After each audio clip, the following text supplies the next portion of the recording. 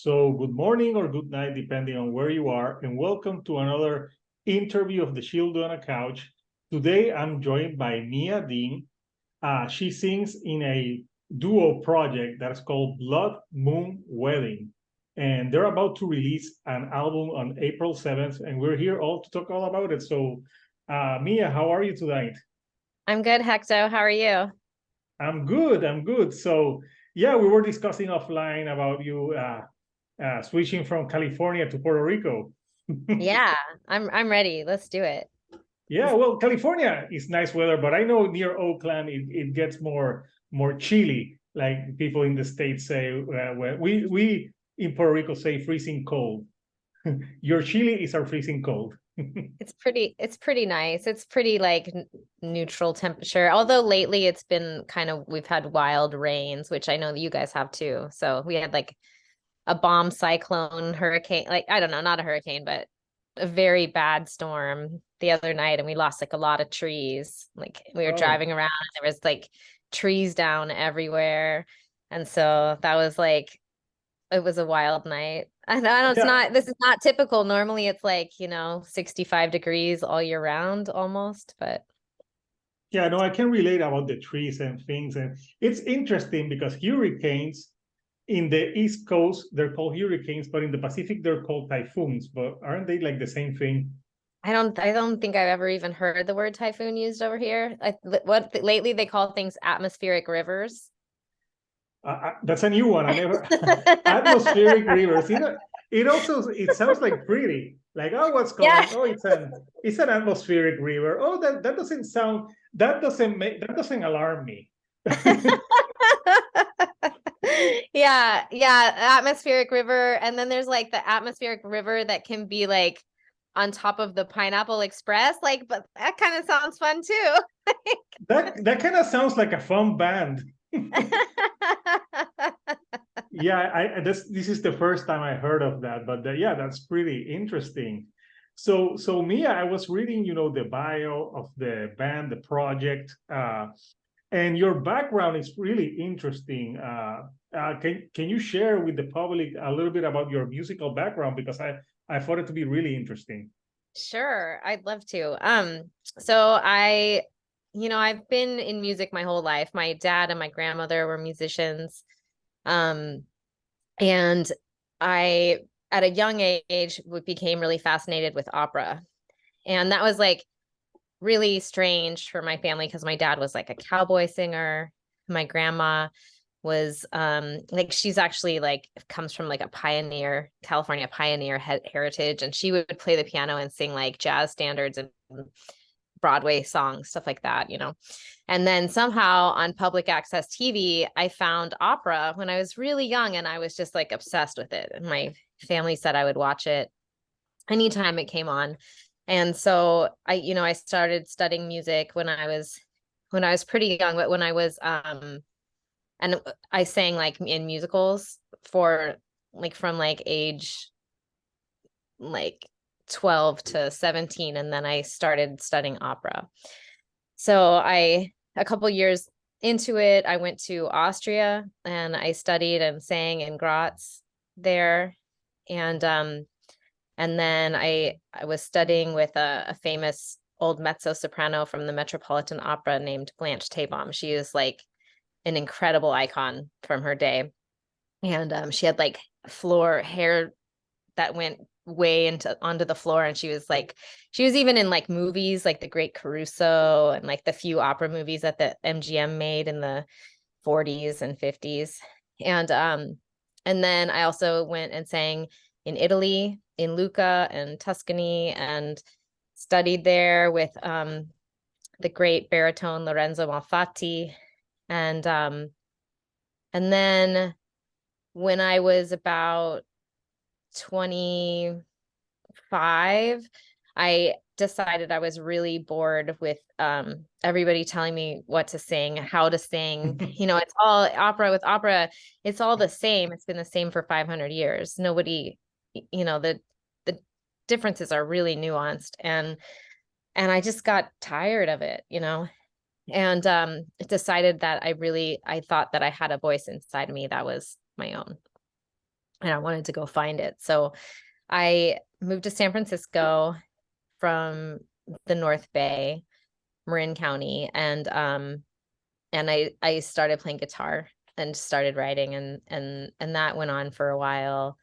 And then I moved to Oakland because I got a job with the Oakland Opera. And so I got a job, you know, basically as a casting director, and you know, just like kind of more in technical and like the administrative side. And so, but the cool thing about the Oakland Opera was that it also is a live music venue. Like they have a live music venue. So the venue has like punk shows and metal shows. It's really known for punk and metal, actually. It's the Oakland Metro Opera House. And so I got to kind of, you know, do both things. I got to do opera and I got to do metal and punk and rock at the same time. And it kind of was like, and it was a big job for me, and a really exciting career. And I ended up falling in love and getting married to the general director. And we have had, you know, we've written music together for the last like 18 years, 15 years, and had another band.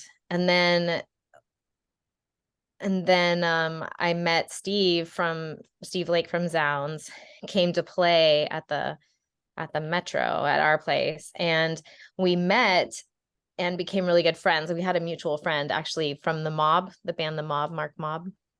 Okay. And so he is a good friend of ours and a good friend of Steve's also. So we had kind of met on the internet from them, but they showed up at the Metro, Steve and his wife and his band, and they were like, "We don't have anywhere to stay." And we were like, "Well, you can come stay with us."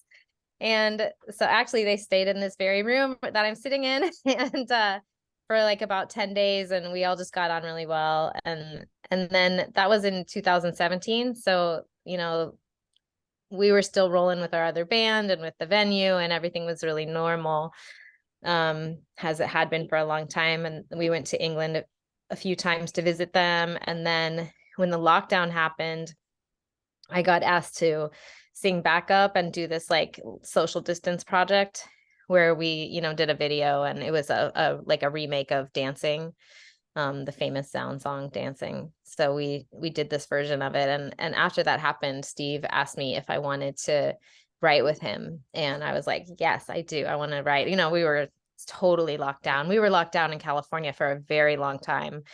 Longer than anybody, I think.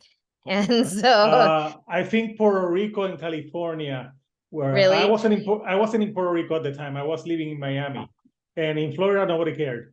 I'm sure. Nobody cared in Florida, but in Puerto Rico they took it very seriously because it's a small island, like, you know, and plus before the pandemic we have gone through that bad hurricane. We had some earthquakes, so people here are very cautious. So people here still wear masks in a lot of places. Here too. Yeah, but in Miami nobody cares. No. Nobody. But yeah, it's interesting how out of that necessity you created this project. So this project was all you recorded and everything, him in the UK and you in California? Yeah. Wow. Yeah. The listening to the songs, you know, you guys' chemistry works really well, especially because there's almost all of the songs you sing, but he sings as well. So and sometimes you sing together. Yeah. So, it's amazing. Like, I really do feel like it sounds really like fresh and live. Like I feel like I've played it for some people who are like, this does not sound like you made this in your homes, you know, essentially. And, you know, I think that one of the things, well, you know, we spent a lot of time on it. It basically became our full-time job. It was like almost like Monday through Friday, like 9 to 5 kind of schedule for the two of us. And we didn't have anything else going on, you know, and it was kind of exciting because we also had like an extra time to work because they're 8 hours ahead Yeah. So they're 8 hours Oh ahead. yeah. And so he would work for 8 hours, and then I would wake up, and then I would work on it for another 8 hours, you know? So it was like 16. So we got like a lot of time to work on stuff during the day. But then also, you know, the one thing that we did was that we recorded the drums live. So instead of like having the drums recorded in his own little home studio, I live in this big building here, and we have like a big room, like our living room is like a big room with tall ceilings. And so we brought him here. Perfect for drum tracking. Yeah, exactly. We brought him here with we actually did 2 days. We did one in somebody else's studio, and then we had to come back and do a couple more songs here. And so, but here we brought our sound guy from work in, and he like set up like 13 mics all over the room. He had like all the drums mic'd on the top and the bottom. So it had like the way that it hits and the way that it like comes out. And I think that that really helped to make it sound more, you know, like we were in a studio. Well, you would have fooled me, and you know it sounds really good. And I'm something that I'm wondering. Did you both work on lyrics? Like, did he send you some lyrics and then you put your own lyrics to them? Yeah. And what did you did? Like, who wrote the? Depending on what he wrote, you would write something similar, or how did that go? The first song that we wrote was Looking for Us. And that something I was really nervous to write with him because he's, you know, he's like a big deal, and I really look up to him. And so I decided that if we were going to start trying to write something, that I was going to send something first. Like, if, you know, I'm going to do it first. So I wrote the first verse to that song, and it was like really clumsy when I wrote it. And the guitar was like just this really plunked, weird, rhythmic, almost percussive kind of guitar thing. And I sent it to him, and the next day when I woke up, he had written another verse and the chorus to the song. And I was like blown away. I loved the chorus. And then we only had like, I don't know, 4 to 8 lines left of the song, and it was almost done. Right. So it was an incredibly efficient way to work. But then also the other thing that happened, well, a few things happened. One is we wrote that song really fast, and it was super fun. And we decided to write more songs. We try again, you know? So we didn't set off with the idea that we were going to write this story or write this like. It's like a concept. There's like a constant theme through the record. Definitely. And in our minds, there's a story, you know, we see the beginning and we see the end, and we see their whole journey and what happens. And it's like a road trip. And, you know, it's my background in opera that kind of drove it into this story. And so what happened was we wrote maybe 3 to 5 songs. Maybe we wrote 5. And then we're like, hey, this is going great. Like, let's write an album. And then we also were looking at it, and we're like, you know, this kind of could be a story. And so we had to scrap a couple of the songs. I think we scrapped 2 or 3 of them, and then started, you know, we kept a couple, and then like we started writing out like a breakdown of like what we thought the story. I think what we did was, you know, it was like 3 years ago. And I think what we did is we were like, hey, Yeah. what do you think this story's about? And it was like, well, you know, it could be that we both were like, well, it could be like these people on the run, and, you know, they get in trouble, right? Like kind of natural born killers. And yeah, that's what I was thinking about when I was reading the bio. Natural born killers or Bonnie and Clyde. Yeah, exactly. So we scrapped a few songs, and then we decided to like, at that point we kind of looked at it and we're like, well, what we have, this is what we have. What do we need to make this a story? Like, what do we need? And we kind of, you know, then we started looking at it that way, as like a way to fill in the narrative, you know, and how to make the narrative move.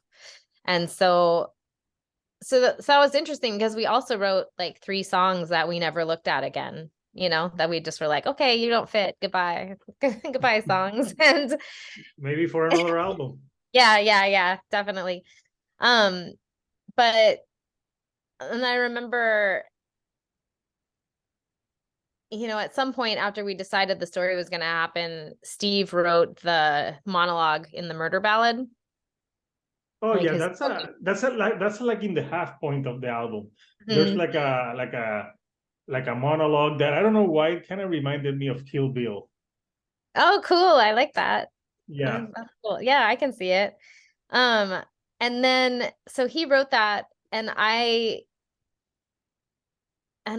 he was like, I remember him being, and this was a theme for both of us. Like we were both kind of scared through the whole thing, like afraid that the other one would think we were like what we were writing was stupid. We'd be like, you might hate this, but here you go, like take a look. But it all just gained momentum, and really it was just like, I don't know. It really, it was actually like really healing in that way, because we, like anything that we felt like insecure about, and then the other person like jumped on board and was like, no, this is so cool. Let's keep going. And to watch like it grow with that kind of energy was like, it kind of was like a way to like flush out all that old like programming of like, of just always being like, hey, this probably sucks, like now I don't have to say that anymore. I don't have to be like, hey, this sucks, like, but which is like, yeah. It is It's like, impressive because I've tried doing like projects with other people in school, and we couldn't even decide who's gonna do something, and you guys did like a whole album that way. So yeah, it's and I think it can be shown that even like in the pandemic and people far away, you can create music that's cohesive, even if someone's so far away. That's the power of the internet. That I something that in the past, like in the 90s or something, that would have been unheard of at the beginning. You would have to be all in the same room. So a good thing is that the pandemic happened internet time, because if there was no internet, there would be 2 years of no music. Yeah, that's true. You're right. I think that I think a lot of projects happen this way too, not just us, So I think that it kind of like made us all have to like think more creatively and like how to use the technology that was available to us. Like I remember people like using Zoom to do concerts and stuff, and like Yeah. that's I don't know. It's just amazing to see like how inventive people are when they're forced to be, right? Yeah, it's adaptability. You have to adapt and survive. But I think something, even though the pandemic was horrible, I think something that has come out of it is like there's a lot of great music out there, Yeah. and newer bands, and very passionate projects, because I think the whole state of the world brought the creativity, Yeah. music wise. So when you were writing the concept and when it was time to pick a singles, how did you decide on that? Because it's pretty. This is an easy album to pick a single from. I You've heard would the whole guess. album. You've heard the whole album, right? Yes, I heard the whole Yeah. album. Um, well, Steve was he was like the driving force behind Spell, the first song. And he was like, that's the beginning of our story. That's the first single. So that one was like always in mind, like that was going to be first. Um, Wanted was the second single. And I feel like that's like the most kind of poppy song, or the most kind of synth poppy. I just felt like it just felt like a single, even though it has the long intro, which is kind of not perfect for a single. But I like the atmospheric way that it grows. And so, and then with the third one, Hey Mia, do you remember? Hey Mia, do you remember? Yeah. That one it was a little bit harder to choose, but I really like the heavy drums in that song, and I like that the atmospheric space. And I love the story of it, and I love the end of What it with happened in that saloon? Yeah, because there's like a bar saloon that you mentioned in the song. so Steve, I guess I can tell the story. So Steve wrote that those verses based on a story that his sister had told him. So Steve is English, right? But his mom left England when he was really young and married like an Air Force guy, like a US Air Force guy, and moved to Oklahoma. And so so she had more, he lived with his grandparents in England and she had more kids out here. So he has like the majority of his surviving family live here in America and in North America. And so his sister, it was kind of like a wild, I don't even think she's alive. So his sister was like a wild woman. And she told him this story. I'm sorry, I don't know how to turn my sound off. So That's okay. and she told him this story about about an old boyfriend and her playing pool in a saloon and like scamming people out of money. And he had thought, he's a very sensible person, like very cautious person, kind of like a nervous, cautious person. And so I think he was really kind of blown away by this story that she told him about how they were like playing pool and scamming people out of money. And so it was kind of like, it was this story that based on his sister. So I think that he just, the characters kind of took on that story from his sister who was like pool sharking with her boyfriend and and then it like took on a life of its own, obviously. I think, do I kill someone in that song? Maybe not. But but it's interesting. And I think the album closers, the Blood Moon Wedding 1, Part 2, and Blood Moon Wedding is interesting. Did you wrote it like a one song and then divided it into 3 parts, or did it just came out that way? No, there are definitely 2 different songs. One of them, I think Blood Moon Wedding 1 kind of started off with a title that was called Eyes. I think that was like the working title that I had given it. So Blood Moon Wedding 1, I mean, we both wrote everything, but in most instances, one of us initiated, something, and then in this case, Blood Moon Wedding 1, I initiated, and Blood Moon Wedding 2, he initiated. And I just think that I don't remember which one came first, but probably 1 came first, and we just didn't feel like the story was done. Okay. There was just a lot more to say about it, and then I don't know, both of us just thought it was kind of fun to have a part 1 and a part 2 on the album. I mean, we could have named it something else, but it has like the chord sequences aren't the same, but they're really similar. So they're like based on each other, and there's like 1 chord different in the verses on the first song from the second song, but they are like melodically, at least in the guitar line, kind of based on each other, and they make a similar phrase. So they're, if you can hear that kind of descending guitar line, it's almost the same, but not quite the same. So it just felt like, and then also like the deconstruction of the part 2 where stuff gets a little weirder. My grandmother died and I inherited her wine glasses. I had all her crystal wine glasses. Okay. And I set them up in my studio with water. And I just like the little dings that you hear are like me playing my grandma's crystal wine glasses. And Wow. just like little.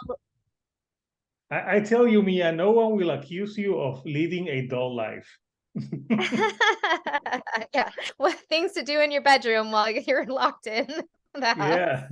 Yeah, that's interesting that you found like you used that from your grandma. So posthumously from the dead, your grandma helped in the album as well.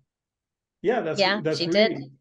That's really interesting. So are there any plans when you release this of taking this on some live shows? Or are you? Because I would totally think this album would be like very theatric, like it could be like even a play. Yeah, actually that's true. And we have talked about dramatizing it in that way. And we might do it eventually. I'm heading to the UK in June. And I'll be there until the end of August. So a couple months. And with my family. My husband's also in the band. He did like all the synth orchestration. And so we have like a flat over there that we rented for the summer, and we have some shows. We're playing in London on August 12th at the Waiting Room, and some other shows in the UK and possibly Portugal. We are like in the process of like routing all those dates right now. So you heard it I first here on the Yeah, Children right. account. And I have this idea that I want it to be kind of semi-theatrical. Like I want the stage show to I just don't want it to be like a stand and play kind of band situation. I want somehow to like express the drama of it. We have some various ideas of how to like kind of change the order of the songs around just to make the stage show a little bit more dramatic, like maybe starting with the murder ballad. And because, well, for one thing, the murder ballad, we probably have to play it with tracks because there isn't really any drums and there's a lot going on. So we're There thinking is, about, yeah. yeah. So we're thinking about starting with that song just to kind of like get the story happening, and then moving in to the rest of the act, and dark and atmospheric. We're working on some video to to play during the set. So I'm Yeah, hoping it's going to be really great.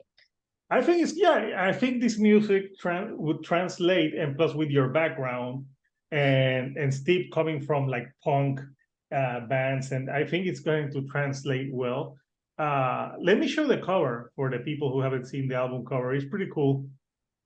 Here it is, the album cover and there's your name, Mia Dean and Steve Lake. Yeah, it looks really cool. Who worked on this? So, oh my gosh, my friend Shannon Taylor is the coolest artist. She is a watercolor artist out of Oakland. And there's a little tiny theme park in Oakland on the lake in the center of town called Lake Merritt, and it's called Children's Fairyland. And you can't even go there unless you have a child with you. Well, that makes sense. Yeah. So she's the director of art and restoration there, and so in fact, the chapel that you see is the chapel at Children's Fairyland. And so it's like at the Children's Fairyland, you can like go into that chapel. I remember taking my nephew there when he was 2. And he's also a singer and an artist, and he asked me to marry him in the chapel when he was 2 years old. Oh, that's sweet. It is hilarious. But so she also teaches illustration at the great school, the California College of Arts and Crafts. So she's amazing. I honestly, like, I love her art so much. I have a couple pieces that she painted here in my house, and I always wanted her to do an album cover for me. And I think that this is her first album cover. I don't Wow, think she should do more album covers. This is a great cover. Yeah. I like the colors. I think it's, it has a lot of detail into it, and really, I think really blends in well to the story as well. I mean, this really looks like her art. She has she does a lot of paintings and a lot of shows, and she has, the rainbow is something very thematic for her. The cactus is something that, you'll see in a lot of in her stuff. Also in my bouquet, and there's like dangerous plants. There's I can't wolfbane maybe. So there's like cannabis leaves and poppies, and there's I think it's called wolfbane. Well, cannabis is not dangerous. Well, we were just agreed. But we were just trying to like bring in some that sense of danger and things. So yeah, I would agree. But yeah, I really think the album cover It's amazing. So if she hasn't worked on it, I think she should work on more album covers. And something, something that I like about California, especially the San Francisco, Oakland area, that you guys are very into arts and very like open-minded. It's very different from other parts in the United States. So Yeah. I'm thinking in the creativity there. I went to San Francisco like a year and a half ago, and I love the only thing that it's super expensive, but besides that, it's beautiful. The food is great, and I like the vibe of the Yeah. of We'll the come area. back and visit. We'll hang out. It'll be Yeah, fun. we'll all hang out. Yeah, it would be cool. So yeah, Mia, I've had a lot of fun here discussing the album, and it's coming out on April 7th. Are you guys is it going to be digitally, or are there like some CDs or physical forms that people can buy? Well, it's out on vinyl, double, and in fact, the vinyl is a really premium. I wish I brought one up here to show you. It's double blood red vinyl, 45 Ooh. RPM, so the sounds really good and the lows are really rich. The album was like on one side, it was like 6 minutes too long to put on one record, and we talked about cutting the Requiem at the end of the Murder Ballad, and I was like, I can't do that. I just can't do it. And so in the end, we just decided to like make it premium and put it on 2 records. So there is a gatefold, and there's more art. There's From the same artist? no, actually, Oh, there's we worked with this guy Kevin Gagnon as our graphic artist who did the layout. And so one thing that really influenced us a lot was film noir. And Steve was like, I want a film noir poster. So in the gatefold, there's like a film noir poster. And then there's also these cake guns by this guy they're so cool. This guy used to be in Oakland. He had a gallery here called Cake Land. And it was like this immersive, he builds these cakes out of cardboard and frosts them with like plaster. Like it looks like cake. And they have like taxidermy teeth and just like really weird and cool stuff. Interesting. Yeah. So he makes these guns that look like cakes. And so he's in LA now, and I hit him up. He used to be here, and I wrote him and I was like, hey, can I use some of your guns? And so he actually let us use his guns for free. He didn't charge us. And so we have a couple. Awesome.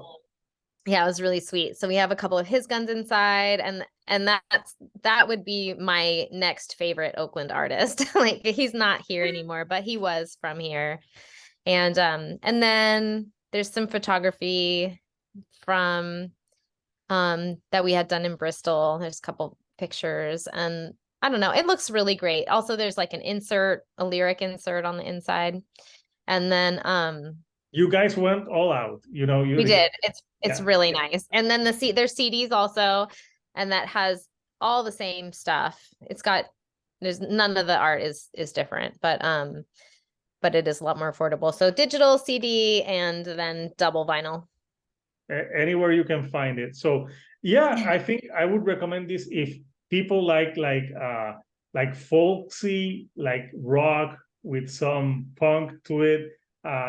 Blood Moon Wedding would be right up your alley. Plus, there's a story to it. So I'm thinking that when you guys take this live, I would love to see like the footage of how you bring this story to life. Yeah. Well, if you come to London, I'll put you on the list. Oh, I believe me, I've been to London. I love London. I would return if I could, but yeah, with 2 small kids, it's harder to get time to go out. But yeah, Mia, it's been great chatting with you. Anything before we go that you would like to say to the people watching this video? Well, thanks for listening and everybody's kind support. Thanks for having me on, Hecto. And you can order the album on Bandcamp from us. Check it out. So I'll put the link for Bandcamp for your page so people can order directly from you, because Bandcamp really is cool, especially when they do that Bandcamp Fridays that the artist receives more because our album Mhm. release is on the next Bandcamp Friday, actually. Oh, so it's April 7th, Bandcamp Friday. So people, you have to do it because it's Bandcamp Friday. I think they have it like 2 Fridays a month, right? No, they have not every month, but they did have it last month and this month, and I think it's the first Friday of the month. But Okay. I don't think there's another one until maybe September. There's like maybe 5 or 6 a year. Then you guys got the great release date because you got it on Bandcamp Friday. It was a coincidence, but it was a good one. A good one. So people listen to Blood Mood Wedding. The album's coming out April 7th. So, and there's some videos on YouTube that you can catch and stream it, whatever you like, so you can get into it. So yeah, it's a really cool project. So Mia, thank you for taking some time to talk with me. And until next time, people, this is Hector, the Shield on the Couch, and I'll see you right here on the couch. Bye, Thank you, Hector. and good night.